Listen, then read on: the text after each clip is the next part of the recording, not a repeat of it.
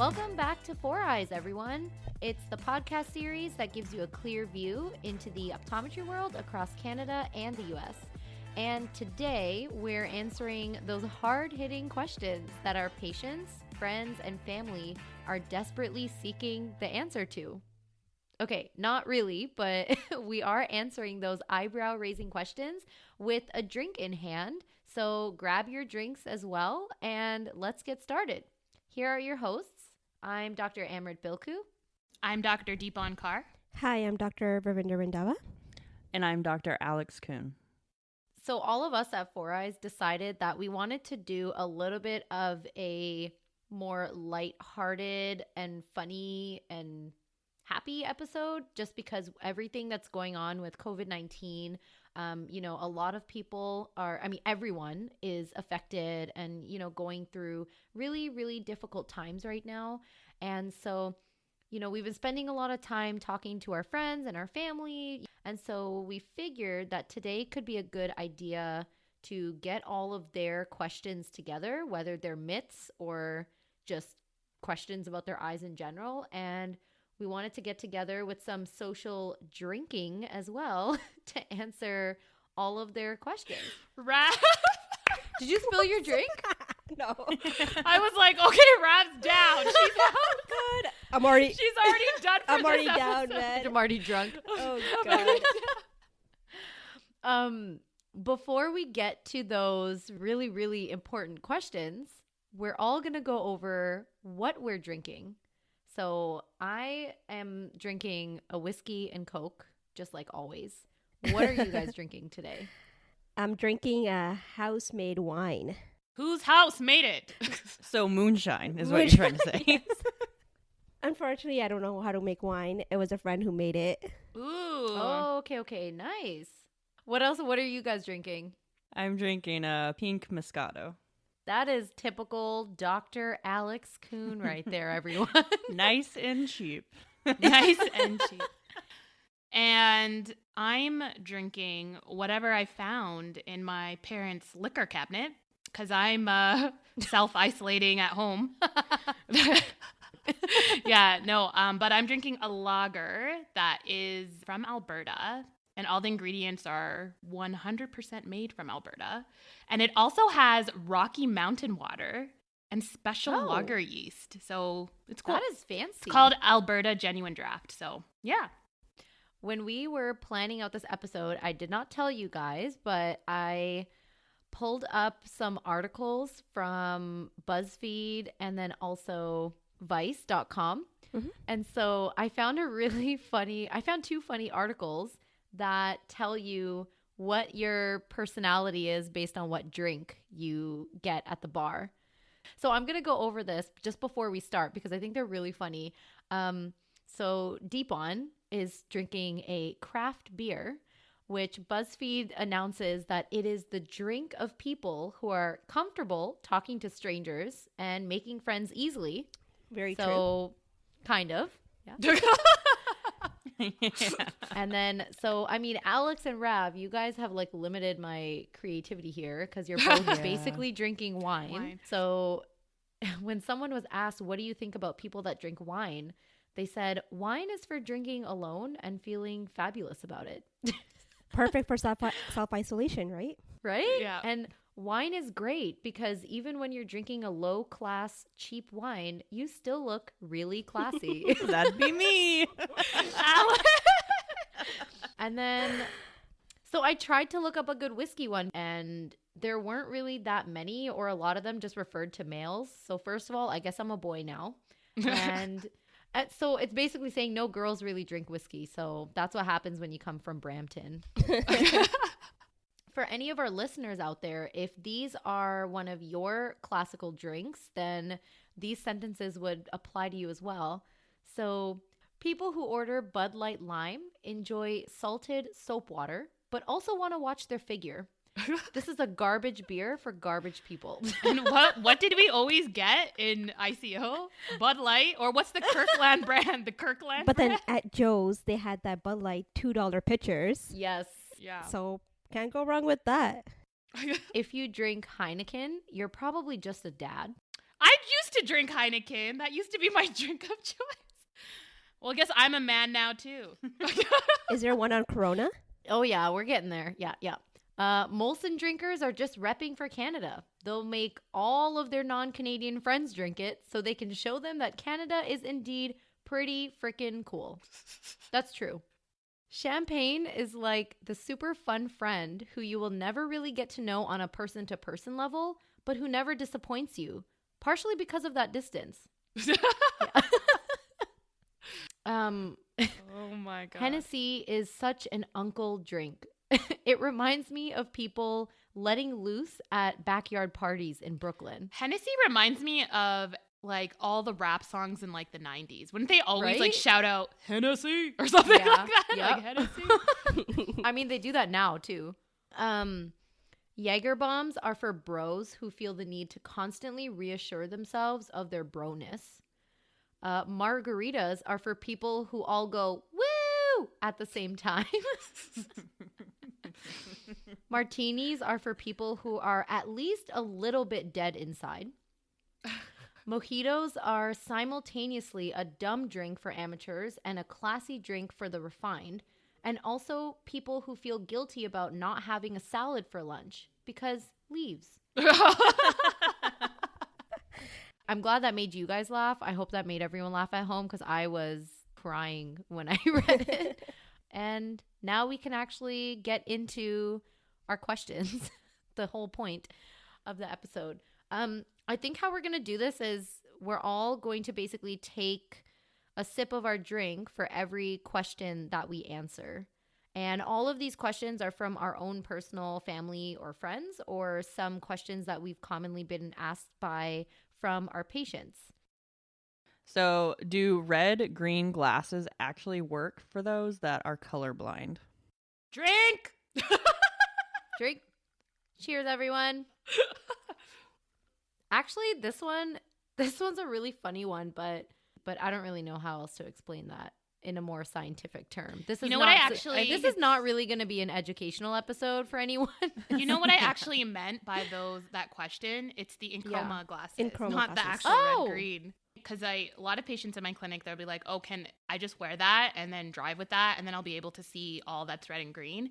But it depends on how, like, the type of color blindness, how deficient you are, and it's not gonna make it better or like replace. It's not gonna be as good as like someone who has no color deficiency. And plus, the products from Enchroma, they're like $200-$300 for glasses, for those kind of glasses. So it's like, so these are really expensive glasses that patients have asked me about, and they're like, should I get them because I am red-green colorblind and I do want to see what it's like to see the traffic lights when I'm driving, so should I spend that amount of money to get them?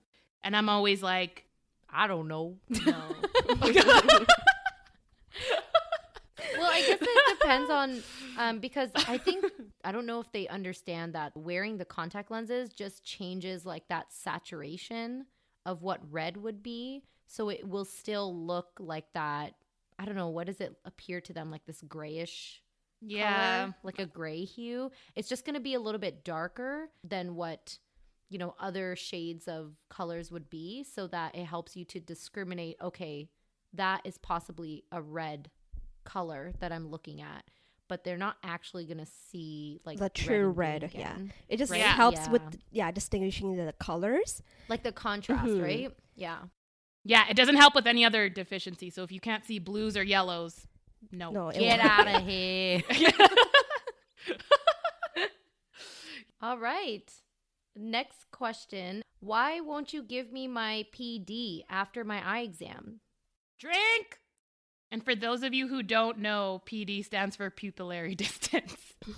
Yes, which is often required when you are trying to purchase frames online for your glasses. At our practice, we give out the PD with the prescription itself. We don't, as far as I know, we don't charge for people that come in and ask to get their PD measured, but I also haven't had the situation where I've been asked to do that. So Yeah. I feel like it's optional, right? If you can charge for a patient, for someone who's not your patient, I guess. If someone like just walks in and goes, "Hey, right. I want to buy some glasses from somewhere. Can you give me my PD?" In BC, I know by regulations you have to provide the PD after every exam. But I know in Alberta and Ontario, you don't. It's additional cost. About people range from $15 to some people even charge $50. All right. So next question is, how can you test my child's vision if they don't know their letters or numbers yet?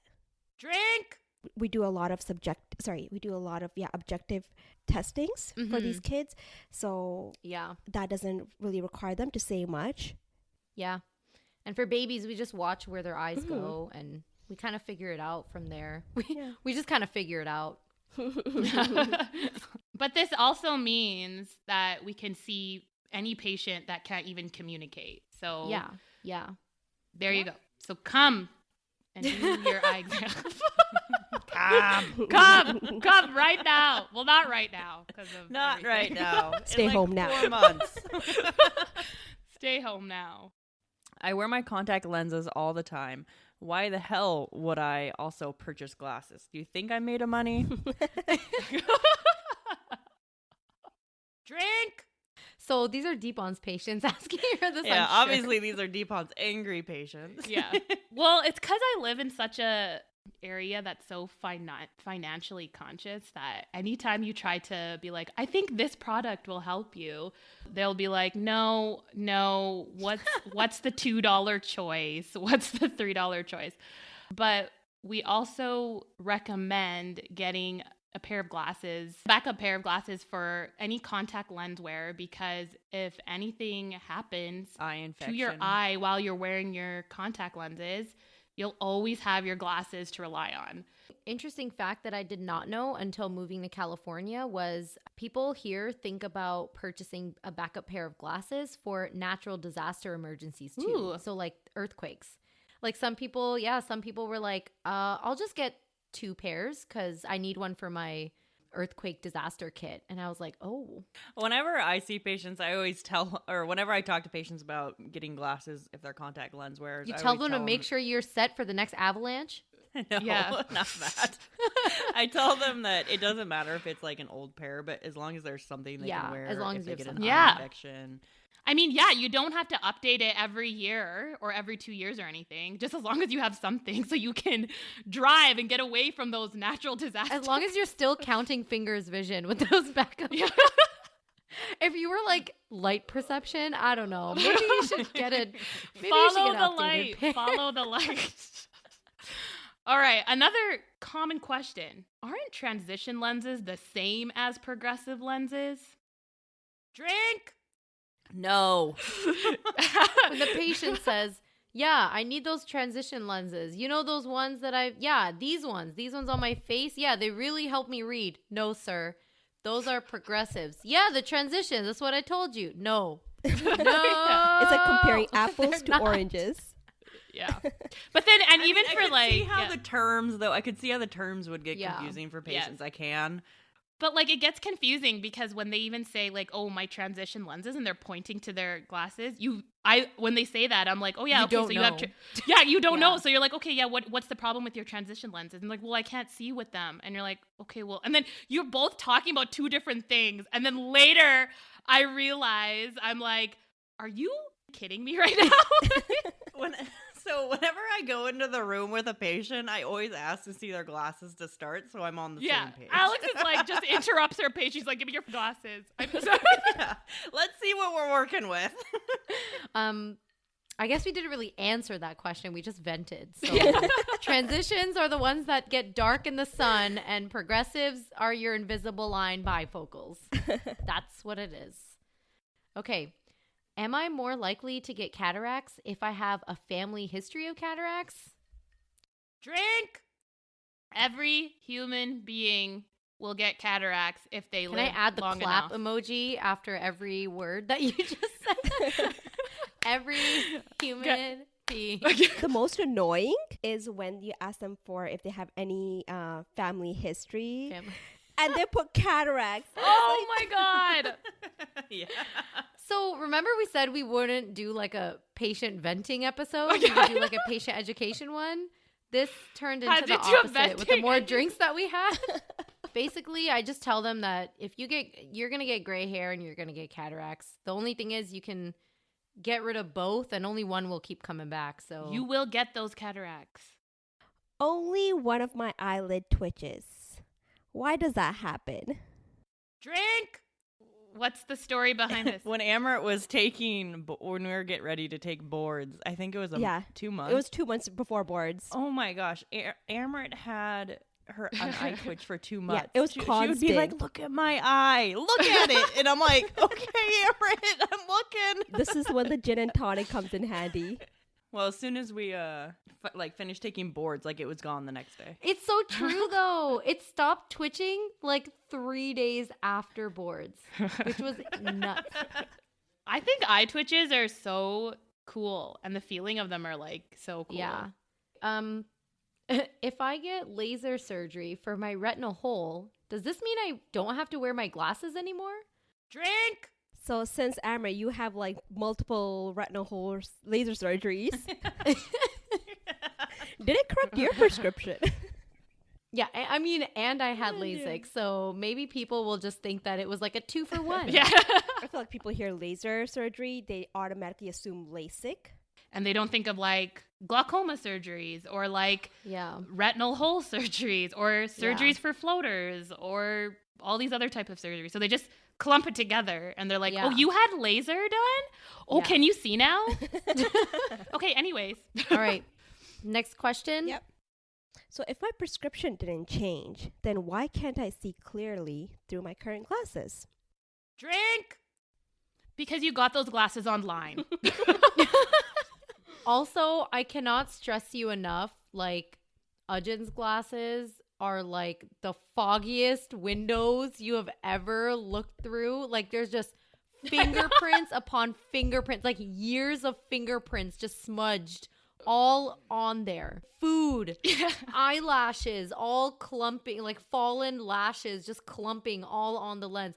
Just wipe them And you see like down. those food crumbs just stuck on there. Like, what were you doing with your glasses? Or you see like the oily fingerprints? Yeah, yeah. Oh my So then God. That's like the number one reason why you cannot see clearly through them. you just do a cleaning of their glasses. You put it back on, and they're like, And they're like, wow, it's so clear. Brand new. Okay, so my significant other personally asked me this question. Does farting on someone's pillow give them pink eye? I used to ask this question all the time when I was a kid and believed it. Yeah, that's why Ujin is still a kid. Yeah. Because my sister would always be like, I'm going to fart on your pillow if you don't shut up. I'm like, no, I don't want pink eye. Oh my God. If there's no barrier between their bum and the pillow, possibly. Yeah. Possibly. But no, ultimately, no. Farting is not one of those conditions. Unless those fart particles with the bacteria travel to the pillow.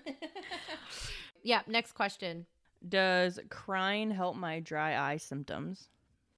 Drink. It can, yes. So I mean, that's the point. it definitely can. I don't remember the last time I cried, and if it did help me with my dry eyes.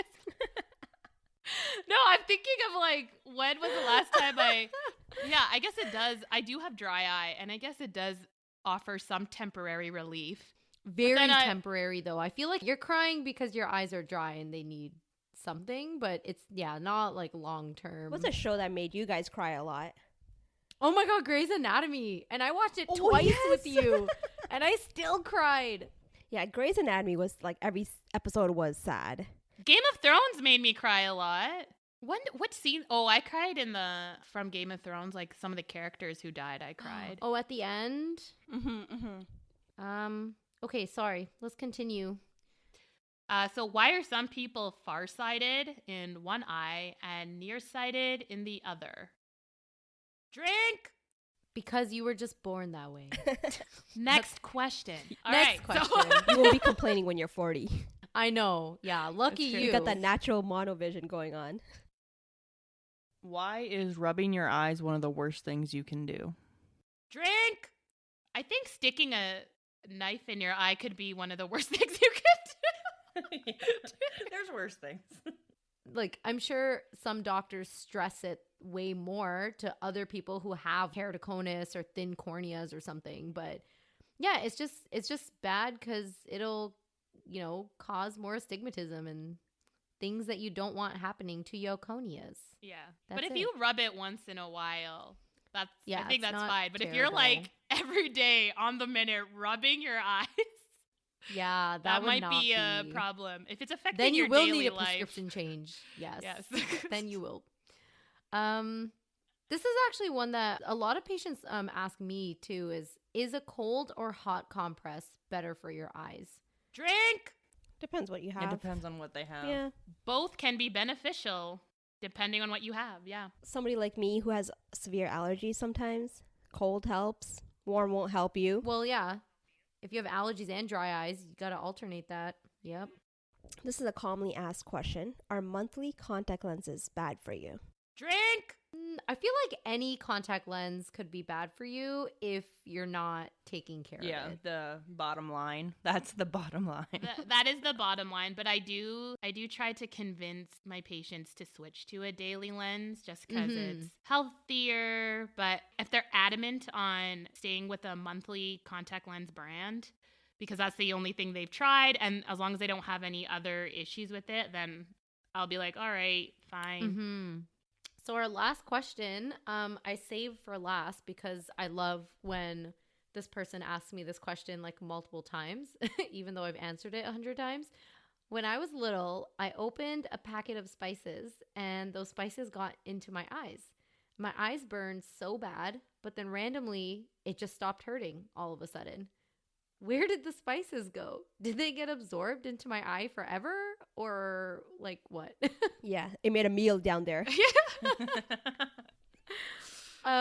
Yeah, no, the spices did not go anywhere into the eye. Obviously, when something's burning your eye starts tearing because those tears are basically washing out everything. So I'm sure those spices were washed out like immediately. Yeah. Don't trust her. She's lying to you. It's still in your eyeball. But people ask me that question about like eyelashes and stuff. They'll be like, I had an eyelash in my eye and I saw it. It was right there. And then I tried to get it out. I blinked a few times and it's gone. I think it's in my eyeball. I think it's behind my eye. I think They someone think there's said like a that ball too. of hair, like a at the ball back of their eye. eyelashes Yeah, in the yeah. back of their eye. Yeah. Someone asked me that. They were like, how do I clean that ball of hair behind my eye? And I was like, what do you mean? I was like, what? Or like with the contact lenses, they're like, yo, what if I lose a contact lens? What if it goes behind my eye? Oh, yeah. Funny story. I had to help one of my friends on the phone. I basically did a telehealth conversation with one of my best friends. She called me one morning, very hungover from having a really long night of partying the night before. And she wears contact lenses. And of course, with alcohol, sometimes you don't remember what happened the night before. So she calls me at like 9 or 10 in the morning and goes, Amrit, I was wearing contact lenses last night and I always take them out. I'm really good about it, but I drank too much and I woke up this morning and I can only see through one eye. I don't know where my other contact lens is, but I think it's in my eye and I think it went behind my eyeball. I had to literally show this girl how to like evert her lids over the phone, trying to like roll her lids, look around, irrigate the eye. And then she found her contact lens on the floor in the bathroom. It was near it was never in her eye. I felt so bad. I should have billed her for that. But yeah, funny story. Well, so this is the end of season 1 of Four Eyes. We want to thank all of our listeners for their support on our podcast because we're creating this content in our own free time, putting in our blood, sweat, and tears into everything we produce. So we appreciate every bit of support that we're getting from our listeners and our followers. Please subscribe and share this podcast with everyone you know in the optometry world. Also, mark your calendars for season 2, which begins on Wednesday, May 13th. We have a huge lineup of interviews with optometrists that are making a difference in our profession and tons of more content we want to share with you guys. Also, make sure to keep up with us on Instagram at 4EyesOptom. So until next time, stay safe and keep laughing.